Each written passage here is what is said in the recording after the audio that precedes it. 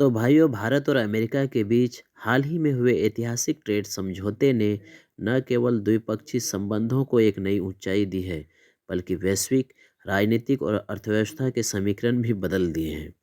इस घटनाक्रम पर चीन की प्रतिक्रिया और वहां की मीडिया व सरकार की बेचैनी को इस वीडियो में 5 पॉइंट के माध्यम से अपने तरीके से समझेंगे। पहला, चीन ने इस समझौते पर बेहद सतर्क लेकिन तीखी प्रतिक्रिया दी है।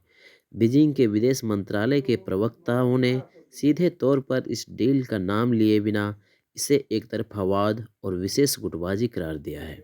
चीन का मुख्य तर्क यह है कि इस तरह के समझौते वैश्विक आपूर्ति श्रृंखला ग्लोबल सप्लाई चेन को अस्थिर करते हैं और मुक्त व्यापार के सिद्धांत के विरुद्ध है। चीन का आरोप है कि अमेरिका भारत कार्ड का इस्तेमाल उसे आर्थिक रूप से घेरने के लिए कर रहा है।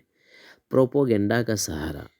चीनी सरकारी मीडिया ने इस डील को लेकर एक नैरेटिव बनाने की कोशिश की है कि भारत अमेरिका का जूनियर पार्टनर बन रहा है और अमेरिका की अस्थिर विदेश नीति भविष्य में भारत के लिए भी खतरा बन सकती है।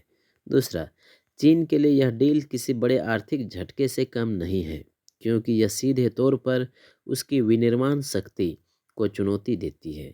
क्योंकि टैरिफ का भारी अंतर है, जहां भारतीय उत्पादों पर अब केवल 18% टैरिफ लगेगा, वहीं चीन के अधिकांश उत्पादों पर अमेरिका ने 37 से 55% तक भारी शुल्क लगा रखा है। कुछ क्षेत्रों में जैसे इलेक्ट्रिक वाहन में तो चीन को 130% तक के टैरिफ का सामना करना पड़ रहा है।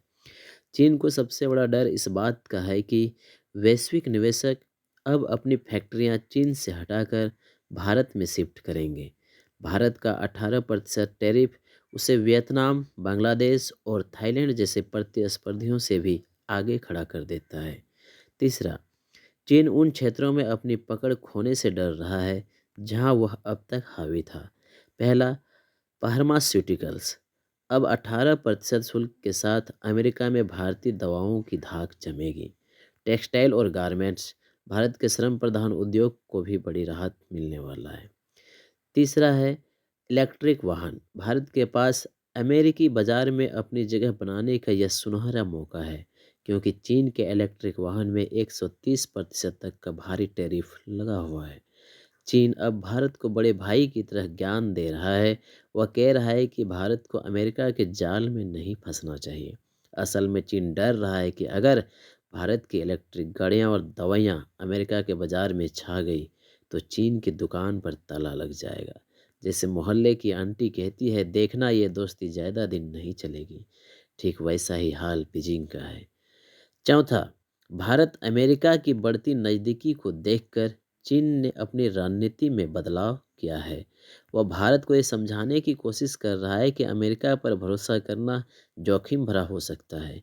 चीन ने रूस भारत संबंधों का हवाला देते हुए यह नैरेटिव चलाने की कोशिश की है कि अमेरिका भारत को रूस से दूर करने के लिए ब्लैकमेल कर रहा है। जैसा कि इस डील में भारत द्वारा रूसी तेल खरीद कम करने की खबरों को देखा गया है।